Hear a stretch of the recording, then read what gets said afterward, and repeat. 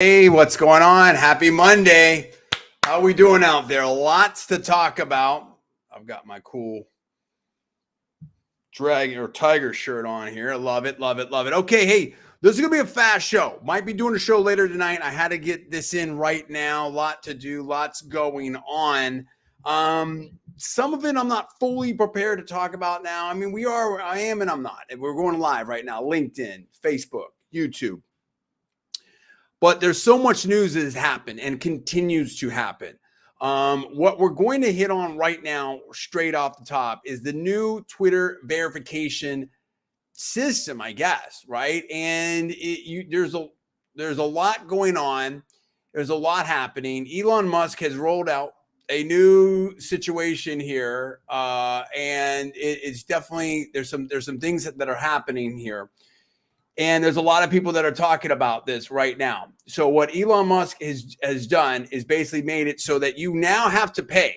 You now have to pay, or it's coming. Here, let me go to Elon's Twitter feed where he's talked about that.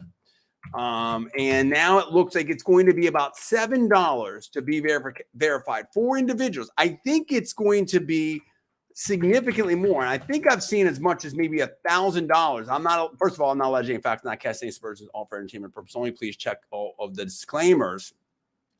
But we're going to put this up right here. If I can share my screen, we're going to try to do this right now. And there's a lot to talk about here. And Elon has some rationale for why he's doing what he's doing. And I think that that's something to think about. Okay. So right here, let's see if we can share the screen right now. And let's see here. One second. Let's just do this right here. Let's see here. Yes, I think that will work here. Okay. Let me go back here. Right.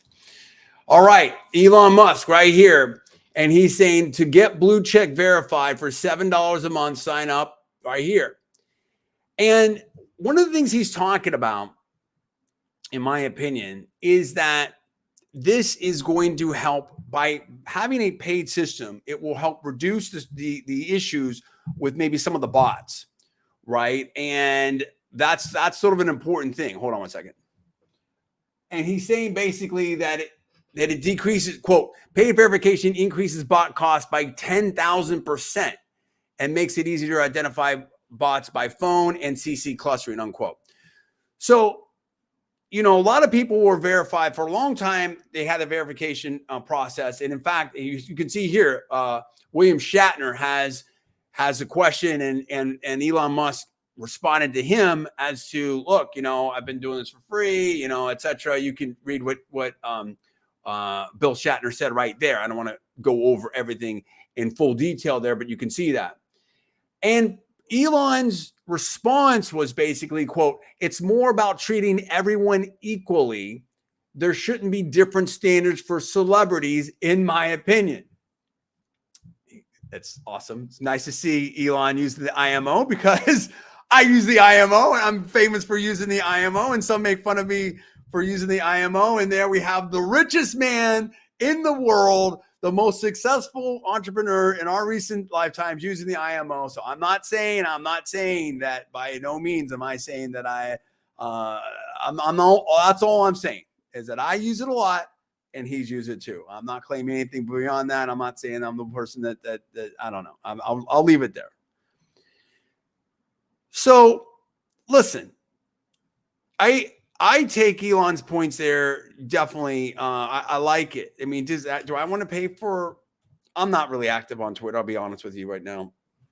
We have been in the past. And I'm excited to see the changes and the growth that Musk and Twitter are doing right now, and some of the seeing what happens there and how it evolves. It's very exciting. But right now, I'm not really doing anything on Twitter. I had a pretty big following before on Twitter. It got a little too crazy for me. And again, you can't. There's so many different platforms, right? But do I want to pay for Twitter? No, not really. But at the same time, like, I totally understand where he's coming from, and it makes sense to me. It seems very logical. He has to run a business. So I get it. I mean, I think I think I'm cool with it. I'm not really someone that uses Twitter a lot, so I have to think about that a little bit more. But what do you think about that? A lot of changes that are happening in Twitter. Also, I saw something, I think, that where the valuation, I think with the stock options, he's putting at 20 billion. So it's taking a hit for that. Bill Maher has said that, made comments on, I think, his show, like he had some other podcast or something that he does. I saw him doing something. He was talking to Ariana Huffington, and I'll try to find that, put a link in the video description on YouTube. And Bill was saying something to the effect of, that, that basically Elon did, such a favor for free speech. This is my super rough paraphrase, in my opinion, by buying Twitter. So, I mean, we're going to see how this all works out for Elon. But there's so many changes going on. Silicon Valley Bank bought today by, I think First Republic. So we can talk about that. That's also another story to put out there, and I can respond on comments and stuff later. The other thing that we need to talk about is Elon also had comments in regards to the commercial real estate market and how that may be getting hit and what's going to happen there, because now that you've had this knockoff happening with the different banks, that maybe it can have an impact on the real estate market, commercial real estate market. There's a lot of stuff happening there. So there's so much happening right now. I think that this economy, there's a lot to really think about. Another thing we have to talk about right here is I'll come back to that. But let's stay on that for 1 second. Basically, the idea is that, look, with rates going up, there's stress on these banks. There's stress on pricing for the real estate market. And what does that mean? So now Elon is saying, look, this can have some impact out there. How bad is it going to get? That's really the bottom line. That's what we're asking. That's what we're talking about. How bad will this economy get? What is the overall impact of that? And that's a real issue right there. I mean, do you think that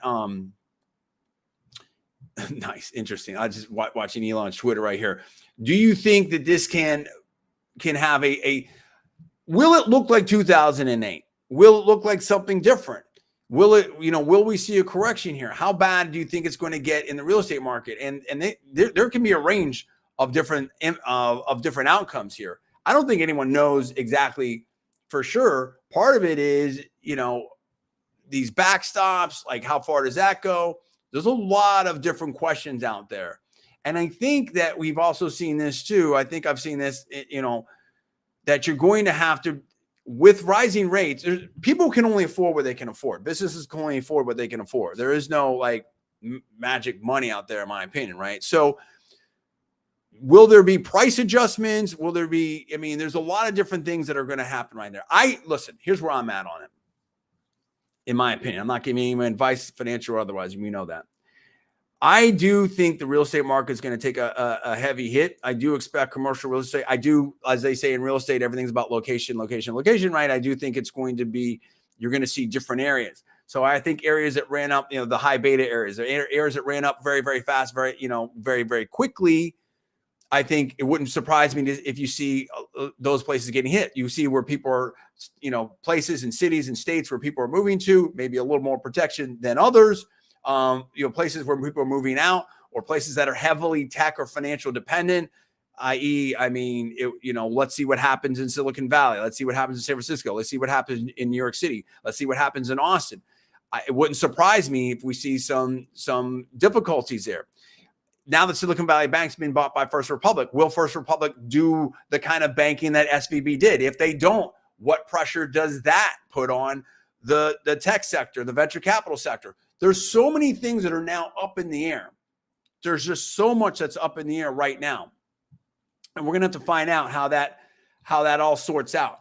But I think that, for me, for myself in my own life, I'm making defensive plays right now. I'm making defensive plays. I'm also going to go on offense. I'm doing some cool stuff there. I've got a lot of stuff in the works. But I think now it's all about value. It's all about trying to grow the pie, trying to grow market share, trying to do a lot of things, but also trying to be very capital efficient.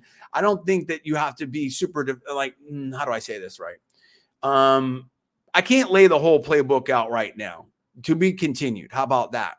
But I think that you do moves that are smart, but you also look for ways to gain a lot of ground and put a lot of points on the board as well. So I think it's both, right? That's a whole nother show. We'll table that, but that's kind of where I'm coming from personally like that.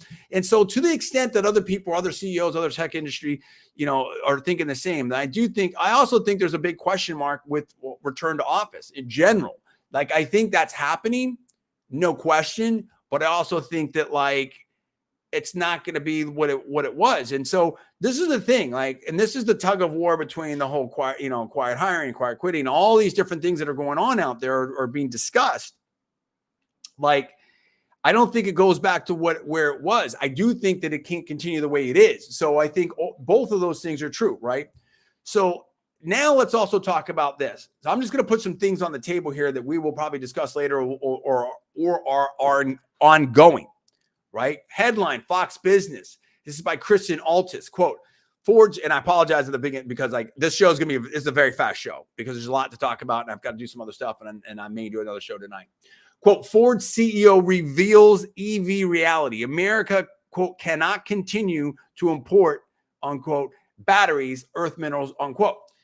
And that's very interesting. It's basically talking about, look, we're worried about supply chain. There's a big push now, not everyone to Verizon's extent, but there's a big push and a growth in the EV market. But those require certain batteries, certain rare earth minerals, right? And now we have to look at doing some onshoring here. And this is the Ford Motor Company president CEO Jim Farley, quote unquote, here from the Fox Business article here, was talking to Brian Kilmeade. And what does that mean now? Now, I mean, there's a realignment here, right? I think there's a realignment here. And we're going to see some major shifts going on in the markets. And I think that it's important to look at that. In addition, let's put this on the table right now. And I'm throwing that out there because there's a lot to be talked about here. And quote, earth minerals like nickel, lithium, and cobalt, and the ... So how do we square all this, right? We've got the push for environment, climate, from this administration. There's a big push for EV, but that takes these battery technology. It's not just like you're not running on, air and sunshine here, right? I mean, there's things that go into the batteries, the production, the maintenance. What happens, after a certain time period of when the batteries run out? I mean, there's all these things that happen here. So I think that we need to take the world right now is looking at, how do we move forward? What's the right mix? The Toyota CEO has talked about that, like, hey, we also are looking at hybrids. So there's this global discussion going on right now, and no less than the CEO here of Ford is talking about it, about how to have a sustainable supply chain, and just being honest about. And what did I say? 2023 is going to be the year that reality reasserts itself, and that's what it's doing. Let's also talk about politics. And I'm going to skim this real quick, and I'm going to wind it down here very soon. President Trump is going to be on Sean Hannity's show tonight. That's very interesting. I don't think Trump's been has been, in my opinion, has been to the extent that the news has been out there, has been covered as much lately. I'm going to stop right there. I'll just say that President Trump is going to be on Sean Hannity tonight, and President Trump has had some rally in there. We've talked about DeSantis versus Trump. That's what it looks like for 2024 in the GOP primary. But DeSantis hasn't announced. Now, Mark Simone was on Larry Kudlow's show, and Mark Simone, I believe, that said, let me see if I can find this. I don't want to misspeak here. And we have a video here on Real Clear Politics, and I'll put a link to it in the video description on YouTube. Quote, Mark Simone, quote unquote, the Bushes are running the Ron DeSantis 2024 campaign, unquote. And I'm seeing different reports out there about like when Governor DeSantis might announce, and I think Representative Donald's, he's great from Florida, said, when they're talking about, hey, where do you, talking to some of the Florida congressional representatives, are you for Trump? Are you for DeSantis? I think Congressman Donald said DeSantis isn't running right now. So, I mean, this is the thing, like, are you in? Are you out? And then here we go. Megyn Kelly. This just came up. Quote, Megyn Kelly. DeSantis won't come on my show. He's afraid because he knows the kind of interview that I would give him, unquote. This is what I'm trying to say. And listen, DeSantis is a fantastic governor. I'm here in Florida, and we're thankful for Governor DeSantis. But this is a longer conversation. I want to be very careful what I want to say. If whoever's running that campaign, or has influence or whatnot, the non-campaign, there's not really a campaign yet. Whoever's talking to Governor DeSantis, whether it's Karl Rove or if Mark Simone's right, the Bushes, we saw Governor Jeb Bush, right, do what seems to some of us as an endorsement of Governor DeSantis in the video. If the theory behind what we believe will be the Governor DeSantis presidential campaign. And listen, we're happy with Governor DeSantis here in Florida. Like, we'd like to keep him, in my opinion, some of us anyway, I would. But at the same time, like, I fully respect, if you want to win, bro, and you feel like it's your time that, this is your shot, then I get it. But understand what's involved in that. Like president, I'm going to say a couple things and I got to wind it down. If the theory is, hey, Trump's going to be removed from the stage because of whatever's going on in New York and stuff, or Atlanta, et cetera, and Governor Cuomo came out with strong comments, right? The Democrat, Governor Cuomo came out with that, saying that it looks a little, in my paraphrase, looks a little weird here. Looks a little, that it seemed political. And there was a poll out where a lot of Democrats are against this. Like, this is not going to go. You have to let people have their choice here. This is not right, in my opinion, what's going on. I'm not speaking of any specific case. I'm not anything like that or whatever. Again, the law applies to everyone. We know all that. I get it. But I'm talking political. The political feel of it is no bueno, right? The political feel of it, that, we can't have political, potentially, like, people have to be able to choose whom they want for president, right? And the elections have to be up to the people, period, end stop. There's nothing else. Elections have to be up to the people. So to the extent, think about this. President Trump was the last Republican president. President Trump, I got to roll out here soon. President Trump was the last Republican president. President Trump says he's running. He's running. President Trump got more votes than any Republican ever. And now, like, we have all this stuff going on. If the theory is that President Trump is going to be somehow not able to run, that's not a great theory. That's not a great theory, for a campaign. So if you're Governor DeSantis and you say you're going to run, or you want to run, you have to anticipate that President Trump's going to be right there. Number one. Number two, this last couple of weeks, poll-wise, have not been good for Governor DeSantis. They have been good for President Trump. President Trump's going to be on Sean Hannity tonight. A lot of people are rallying to President Trump. So there's a lot to talk about and discuss here. I have way more to say about this. And I think that it will be more informed after Sean Hannity's show tonight. But I really feel like, if Megyn Kelly's right, if other people, like the optics, and Steve Hilton said about the Ukraine stuff, like I said before, Governor DeSantis, you need to hit a reset button if you're going to move forward with this, in my opinion. Okay. And it's got to be a full-blown, a transparent, it's got to be access. Like, if the idea is that we're going to do the old Karl Rove, type of playbook, I don't think that playbook works. It didn't work for Marco Rubio. It didn't work for Ted Cruz. It didn't work for Jeb Bush. That's all I have to say about that. There's a lot more I need to say about that, and I will revise and extend this. I'm not doing a great job here, so do not hold me to all of this, but I just want to throw that out there. Anyway, my name's John D. Villarreal. I will see you later. Thanks so much for being there. Have a good evening. I might see you later tonight too.